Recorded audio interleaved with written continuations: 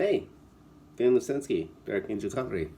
I'm here in the kitchen today, a beautiful fall day, doing a little sharpening. And I have a carving knife here that I made for a close personal friend.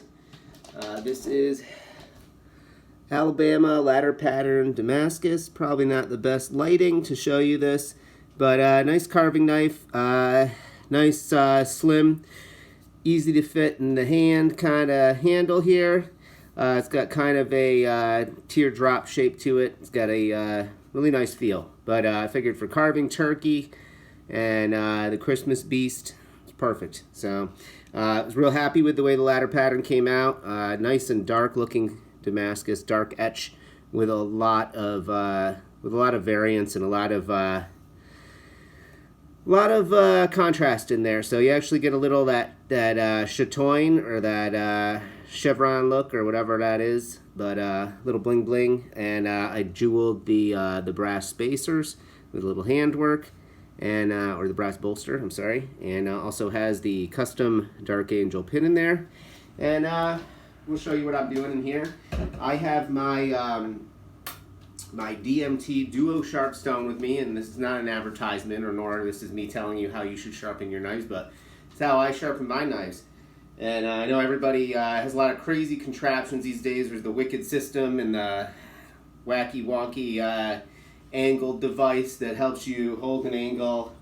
I use my fingers, my hands. The Duo Stone does come with a clamp for the stone. That's an option when you buy these things.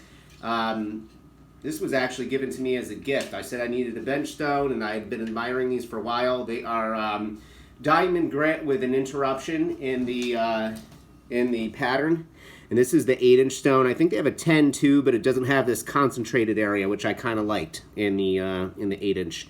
So this is the blue and the red. This is the coarse and fine.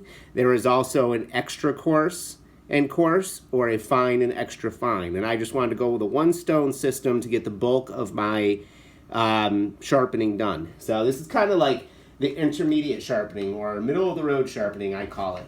Because after I sharpen my knives or strop on this stone, I end up with a workable edge. I don't end up with a razor edge, but I end up with a very workable edge. So I had also invested in a really cheap $20 Japanese whetstone, and I think this comes from Knife Planet or something like that. But they've got a different number of combination stones. You'll see here on the box. They got their different combinations here, and I think my Duo Stone, don't quote me, but I'm pretty sure the fine ends up at about 1,000 grit, which is good because it's right where I want to get to. This stone is 1,000, 6,000. Now I'd like a 3,000. I don't really use the 1,000 on the whetstone because my fine grit on the Duo Sharp gets me to that 1,000 grit region. So I really need something up in the between 3,000 and 6,000. I don't really need to go to 8,000. And I don't need to go as low as like 400 or 1,000. So I think if anything, I would like a 3,000 grit stone to combine with the 6 that I use on the Japanese. So after I get done with my my coarse and my fine on here, and I go very little with the coarse because a lot of my preliminary sharpening is done right on the belt grinder when I'm doing my finishing belts or my finer belts, because I grind my bevels right to the edge of my knife, and that's how a lot of knife makers like me get cut a lot, because we're finishing our grinding on our knives and we're grinding our bevels nice and flat, especially on a culinary knife like this, and we nick our fingers because they get sharp. And a lot of knife makers will dull them while they're working on them until they're ready to do their final sharpening with stones by hand. So I've got the whetstone here, and it comes with like a little rubber base, but I don't know if I can show you this because it's sitting in water, but I take like a platter, like a dinner platter, and I put the stone in the middle, and then I put a bunch of water in there too. And that's so I can kind of rinse the knife and dip the knife off in there, because you get a lot of that whetstone material that builds up on the blade. And so you've got to wash it off and rinse it off as you go. So I also take a paper towel, and I'll dip that in the water and wipe the blade clean as I'm sharpening. And you'll see a lot of that will build up on the stone too, so you got to constantly wipe the stone clean. They have leveling stones to clean these stones as well.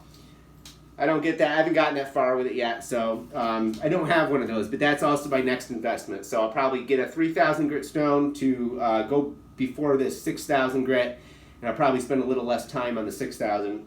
But I also need a leveling stone to recondition this as I use it. So I never used Japanese whetstones before. I would always use silicone carbide. I had a really fine one that I would use after my DMT. But and I also used to sharpen a lot in the belts. I would get worn out belts, and I would just go right to the platen and do a couple swipes on a really worn out fine cloth belt. I would even put a little bit of buffing compound on a worn out belt and swipe the blade across that a couple times, and it would be polished. It would be a polished finish, and it would be sharp. But I've gone across this 6,000 a few times, and once I get to this whetstone, I start drawing backwards. I don't draw into the stone so much because I've nicked the blade on the edge of the stone because these stones are so true and squared up, and it's easy to kind of catch the edge of the blade if you're not perfectly level.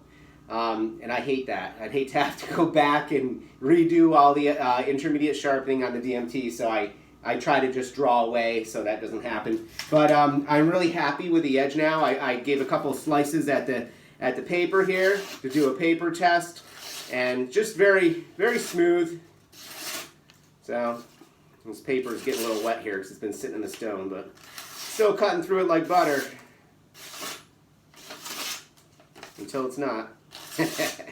But yeah, I don't know. I'm happy with it. I can dice this up all day. And it's nice when you can, as you're cutting through it, you can turn and actually carve the paper. So then you know you're sharp because you're changing your angle through it. And yeah, it's easy to slice straight through it, but if you give it a little turn as you're cutting, and you know, or if you just go into a slice that you already have and catch it with the edge. So it's also a good way to test your edge is to just put it on your fingernail and go to rub it against your fingernail. Don't draw it across your fingernail, but draw away or push away. And if you feel the edge cut your fingernail a little bit, you're usually at that point where you're pretty sharp. And yeah, so I'm happy. I know this is going to cut any turkey or roast beef this holiday, and I'm just packing this in here, but I wanted to do a quick little video, upload to YouTube and show you guys this, and maybe share it out on the interwebs. But peace, love, and happiness. Take care. Dark Angel Cutlery.